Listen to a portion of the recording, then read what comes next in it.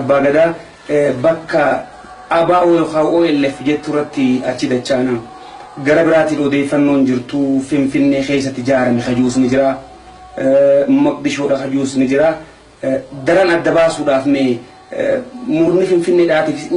isin jidduu hariiroodhaa fi garaagarummaan jirtu maali hichittiin takka tana tangaarraatti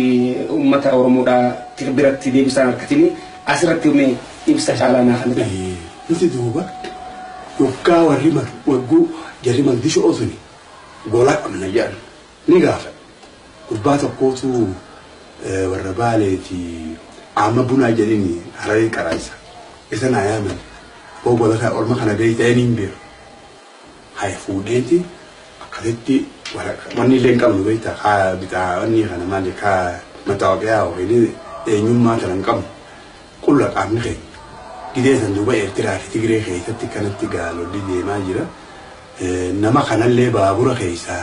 akkamitti dabarra jennee osoo yaannu tawakkal furannee haaseennu jaaketaa haafii tokko jira sanii bite barneetaa takka kana garagaltu guddoo sana deein boorsaa bitadhee akkasitti gaa jimaa kana qaba haa deema hanga bareetti irratu yoo rafan nama haasan jeetiin hoggaa Addisa baasee ganama hirribaa ka'ee maaliin ka'amti sa'aatiin bule akkasii gaa gurbaan ganda san ga'e mana isaatti bule inni mana wanni keessa qabu markaatoo keessa mana qaba achirraa leencoo nan dhufe akkasitti leencoo wajjin mana baharuudha inni jechuudha kun baharuudha inni baharuun nu kana uffatanii maali lama akkamitti kaabsoon taatiitii waan baabsootu hin beekan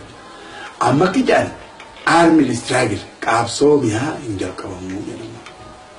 saboo dhagaa jennu gabraa hin jeen Eertiraa nama miliyoon sadiitu Amaara guddaa kan dakana isin jirtan kana folloosee jiise nuti maali nu gabraa akkamitti nu dilli kun miliyoon 8 jennan kuusani akkami miliyoonni 8 akkana haasawa pootun dubbii miti hin jeen hadi firraa gaa haasoyne mul'is kun agadee bu'yan anaaf jala tokko na fidan ummata warra gartee dalagaa qabu waa biyya san keessa oggaa san keessatti wanni dhaabbate icaatu waan jantana makiinaan akka dhaala kana dhaabbatti kun wanna fudhattee bii maa waan dhawantana makiinaa gartee dhawantana tana faahan hunda qopheeffatanii ijuma gurreen hin jiru namnummaan nama caqasu hin jiru kun mi'eessoon jee kan didicha magaalaa keessaa bu'ate mangiltoon guyyaan antene qoree lallabee mi'aadaa 13 isaabaa keessaa mangiltoo kana dubbata mangiltoon Amaara yaa jala keenya yerna namichi Amaara yoo Amaara le ta'u xabiyaan Amaara hamalli Amaara wanni fedhiinsa Amaara hawwiin Amaara dhandhamnisaa Amaara kana juga wanni takkalleen akkan jirretti biraatee kun leencoon jira amma inni dubbisuu danda'a kun waan takka akkan jirre eega icaatii fi mi'eessoonii maal